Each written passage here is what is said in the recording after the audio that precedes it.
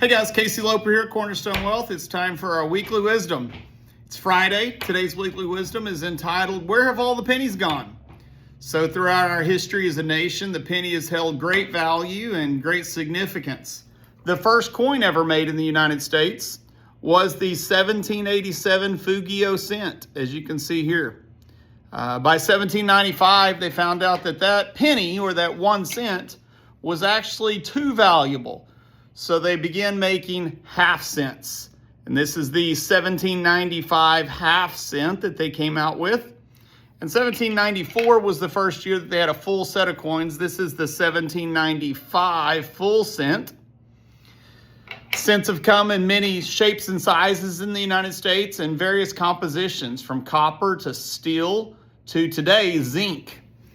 Here's a nice little stack of the 1943 steel pennies that were made during the war when we ran out of copper.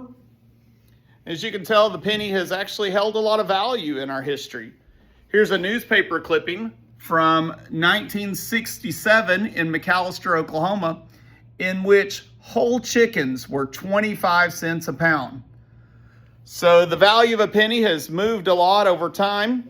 And all this is brought up because this month we are stopping making pennies forever.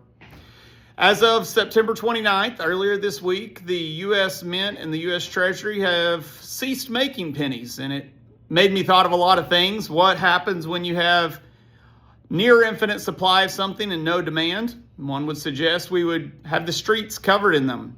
However, since 1880, we have made 558 billion pennies. Now, did some math. That's 35 million 5-gallon buckets. That's 84,000 pennies in a mile. So you could go to the moon and back 29 times. And that's enough pennies for every man, woman, and child in the entire United States to have 40 rolls hidden in their sock drawer. That's a lot of pennies. That being said, nobody really knows what happens from here. We don't know if all of a sudden there'll be signs everywhere that says they have a coin shortage. If people will flood the market with these worthless pennies to trade them in for nickels. Or if pennies will be hoarded forever. There was a professor named Gresham back in the late 1800s, early 1900s, that said that good money is pushed out by bad money. And so we don't know what happens, though, when money is gone altogether and now there's no pennies. So next time you're at the register or you're out there shopping and you see that there's no pennies and maybe they're rounding up to nickels or maybe they're rounding down, I highly doubt that. Remember that something that you hold on to for too long might just be losing value slowly.